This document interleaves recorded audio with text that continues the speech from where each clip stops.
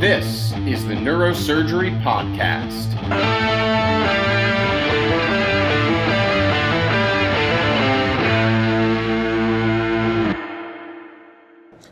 Welcome back to the Neurosurgery Podcast. We are here in San Antonio, Texas at the AANS meeting. Super excited to have with us Alan Cohen. Welcome to the podcast. It's great to be here. Thanks so much. And you're a podcast virgin. Yes, I am a podcast virgin. Embarrassing to say. So, Dr. Cohen, tell us a little about yourself, where you're at, some of your training, what you specialize in. Well, I'm the chief of pediatric neurosurgery at Johns Hopkins. We have a big turnout here at the AANS meeting. And this is a book that I've done. Over the years, I've been a pediatric neurosurgeon for about 4 decades.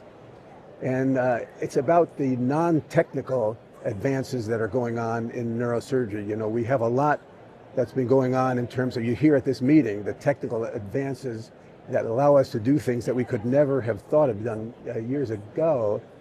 But what gets lost is that if we don't manage technology correctly, it can drive a wedge between the doctor and the patient. This is about the non-technical aspects of being a neurosurgeon, caring for children with life-threatening disease.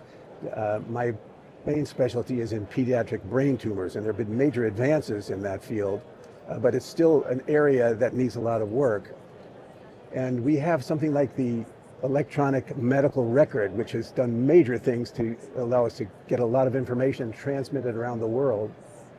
But in some ways, it's driven a wedge between the doctor and the patient. And if you go to your doctor, you may see your doctor's hands on the computer and look at the back of his head, because now the doctor is a healthcare giver and the patient is a client. It's the business of medicine.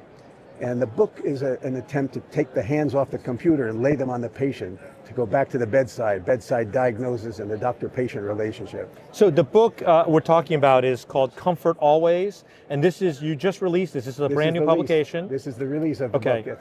Tell us about what was the impetus? Like, what inspired, it's not easy to write a book like this, right? And you wrote it all yourself. This is not written by... There's no AI in this. There's no ghostwriters.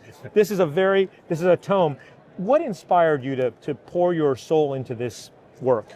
One of the most difficult things that I have to do as a pediatric neurosurgeon is tell a parent, I'm sorry to break this news to you, but your child has a brain tumor, because it changes the life of the child and the family forever. And it's never easy to do. There have been inroads in treatment of brain tumors, but there's still a lot of work to be done. But what we've tended to forget in the age of technology is the relationship between the doctor and the patient and the family, and the personalized relationship that's there. This is an attempt to go back and talk about the forgotten art of healing in the era of advanced technology that we live in. Yeah, can I ask you about that? Because as a neurosurgeon, right, we are in one sense the most technical specialty, right? On the other, we are so much in this realm of impacting the soul of the human we touch, right? The nervous system. You never get closer than that in the OR. You know, it was about 1,000 years ago, there was Moses Maimonides, who was a doctor and a philosopher and a rabbi. Yes. He was a Jew in Egypt, and he said something powerfully, which was, may I never forget that the patient is a fellow creature in pain. May I never consider him merely a vessel of disease. And we tend to forget that in this era of technology. We have intraoperative MRI and lasers and neural monitoring. We can help make operations safer, but we've lost some of the connection between the doctor and the patient. This is an attempt to go back and tell stories about the kids that I've cared for over 4 decades, about the relationship and the importance of that relationship between the doctor, the parent, and the patient.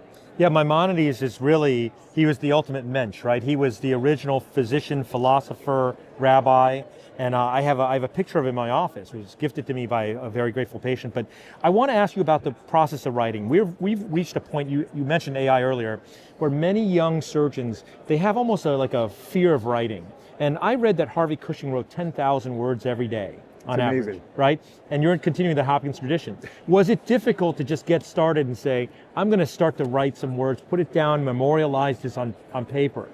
It's really tough to do. This is, you have written a lot for the medical community. This is the first time I've written for the general public. And it took a long time to get ramped up. I've kept a diary over the years of some of the kids that I've cared for and some of the interesting stories, but I would do the writing at night and on the weekends in the wee hours. It took a long time. Well, how did your wife handle that? She still made me take out the garbage. She's a pediatric neurosurgeon as well. Oh, is that okay? Yeah, well, so there you I go. got no sympathy from her about that.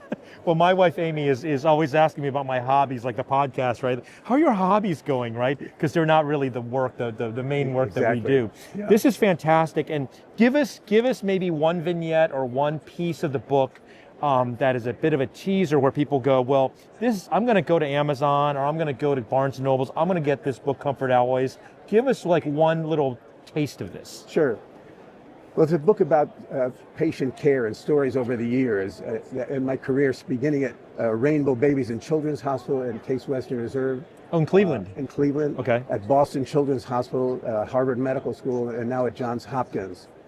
When I was at Harvard, about 11 years ago, we got a consultation request for a 2-month-old infant girl from another state that was born, and she had a prenatal MRI done that showed she had a large malignant brain tumor filling one hemisphere of her brain. Oh, hold on. Let me stop you there. Prenatal MRI.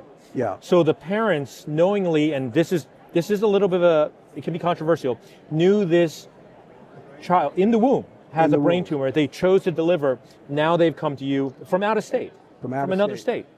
And there's a backstory there somewhere. The doctors caring for her, out of an abundance of compassion, made a plan that they would take her home with plans to bury her when she because following the scan, it got larger and larger, and she was born, and she was having a lot of trouble. And how old again? She was, well, when I saw her, she was 2 months old. 2 months old, okay. But what happened at home, she started getting a little bit better. She started feeding, and it didn't look quite so bad. Even though the tumor had gotten larger, they came up for a visit, and we said, it's hard because she's getting better. Let's not give her a death sentence. And so we said, we'll take a look. Many of these tumors in infants, newborns, are bad actors, but we didn't want to give her a death sentence. And we went to the OR, and to our surprise, this giant tumor was not a malignant tumor. It was a desmoplastic ganglioma. Oh, wow. And it was a benign tumor. And so we removed it. And she's got some deficits, but she's in kindergarten now. 11 years later, she's functioning, and she's the light of the life of her family. They had taken her to the ocean when she was 2 months old, so she could see the sea, and they thought the next time they would bring her there was to throw her ashes in the water. And now she's a functional kid. Wow. So it just shows you that every case is different, and that complex relationship between the doctor and the patient is what's all important. For all those young people listening, thinking about what am I going to do with my life? Am I going to be a neurosurgeon? This is the kind of inspirational story that makes us really question, right? Why are we here? Yeah, I agree with you. When I was in medical school, I never even knew there was such a thing as pediatric neurosurgery. And it's a great field because you get to, as an older pediatric neurosurgeon, you get to watch your patients grow up, and you become actually a member of the family. It's a very unique experience. This is why we go into the field that we go into. Wow, this is incredible. Well, listen, I'm going to close this out to respect your time here at the opening reception. I would love if you would do me the honor of giving me a signed copy of your book. It's so special to see this happen right before us. And while you're doing that, oh, sorry. So to a budding pediatric neurosurgeon, there's still time. There's still time. I can still be remediated in some way. And as you're doing that, I'm going to ask you to comment just briefly on a good friend of mine, former University of Miami faculty member, David Sandberg, who was here at the AANS meeting last year. His sister's obviously Cheryl Sandberg from Lean In. David is in Houston. He's taken on a new life now. Thank you very much. Amazing. You've read David's book? Yeah, David is a great friend. He wrote a book called Brain and Heart, along the similar veins about what it's like to be. He's a pediatric neurosurgeon. He just stepped down as the chief in Houston. And it's a patient stories again, the unique relationship between the doctor, the patient, and the family. It's a beautiful book, and he's an inspiration. He helped guide me in doing this, one of my mentors. Wow. Comfort always. Go get it, read it. Thanks so much. Thank you, Alan. Thanks so much. Enjoy the book.